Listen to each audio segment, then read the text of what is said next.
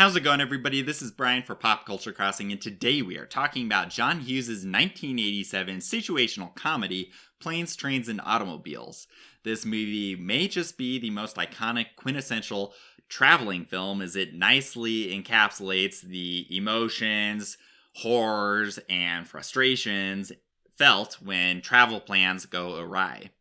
The combination of Hughes' writing and direction and the comedic hijinks of Steve Martin and John Candy really result in this comedy being one that should not be missed. The film follows Neil Page, a New York marketer who is kept late at the office and must rush to the airport in order to make his Thanksgiving plane home to Chicago. However, just getting to the airport presents numerous obstacles, namely that Neil's cab is co-opted by a man with a large traveling trunk. Now, these difficulties are only the tip of the iceberg in the larger movie, and a winter storm alters Page's traveling plans, and he incidentally becomes traveling companions with the man who stole his cab, and his name is Neil Griffith.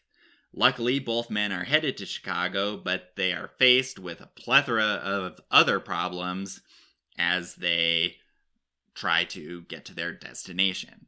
Planes, Trains, and Automobiles' pacing works nicely given the narrative framework of the film. The plot is well contained, which results in a nice even-tempered pace. Viewers know that both Page and Griffith were starting out in New York and they're headed to Chicago, so it's nice to have that end goal and destination in mind. And this really makes the hindrances bearable as we have this clear definition of where they're going. However, that is to say that just because we know they're trying to get to Chicago, that doesn't mean that they will, in fact, make it to their destinations. But it is a really nice element that helps the pacing move along quite well. Despite being a comedy, there are a few instances when the men's troubles seem to drag on without end, and you'll probably think to yourself, oh my gosh, what else can go wrong? And there's probably a whole list of other things that have yet to go wrong in the story. So that can be a little exhausting to some degree. But fortunately, this concern and just minor critique are really remedied by remembering that Planes, Trains, and Automobiles' plot is essentially Murphy's Law, which states if something can go wrong, it will go wrong. And this movie brings that to life. Key tonal themes include not only broad comedy, but also a comedy of errors, though the mistakes aren't necessarily the characters' fault and a result of their actions. They're often out of their control, but they're errors nevertheless. This correlates nicely with the leitmotif of sustained frustrations in a traveling framework. Now, Page and Griffith are often faced with these crazy situations, and they must adapt to them. But they often do so after reacting hilariously to their circumstances. Another important tonal element and key lesson of the film, and it's a really important one actually, is to not judge others simply because they are different than you and because they respond to situations differently than you would. This is nicely exemplified by the character dynamics and development of both Page and Griffith and their chemistry. Steve Martin and John Candy's performances are iconic as Page and Griffith. Martin's face acting and reactions just to the seemingly endless string of problems with which he is faced really are relatable, and particularly if you have traveled extensively, you'll know what he's going through, and just his performance just really brings that to life in a very nice way. Griffith's jovial innocence, on the other hand, as portrayed by Candy, is masterfully done. And some scenes, audiences will probably side more with Page in his reactions to Griffith as their misadventures continue. The on-screen chemistry between Martin and Candy is exquisite and very impressive.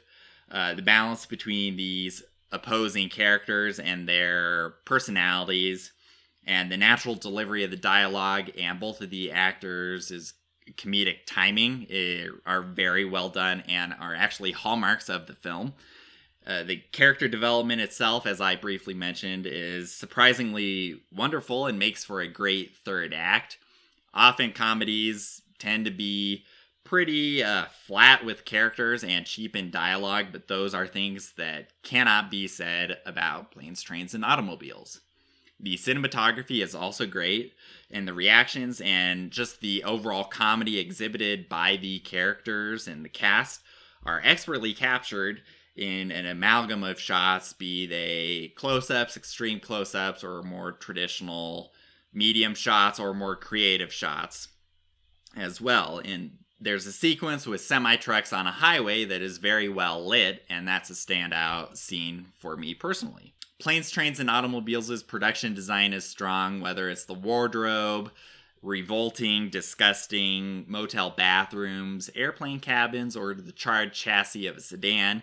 Everything really works well to augment the humor and the overall experience of the film, and it brings that together nicely. Now, some comedies are low budget and tend to opt for lower level production design, but thankfully that's not the case with this movie. John Hughes' direction and writing of the movie are terrific. The excellent performances he's able to get from Martin and Candy, and how he's able to really capture their chemistry and their playing off of one another is remarkable. Also, the iconic, relatable plot and just the overall writing are things that also should be praised about this movie. Now, as I mentioned above, some parts do seem to kind of drag on or become protracted, but really they relate to the over-the-top, crazy antics of the movie itself. So if you keep that in mind, then you shouldn't have any problem.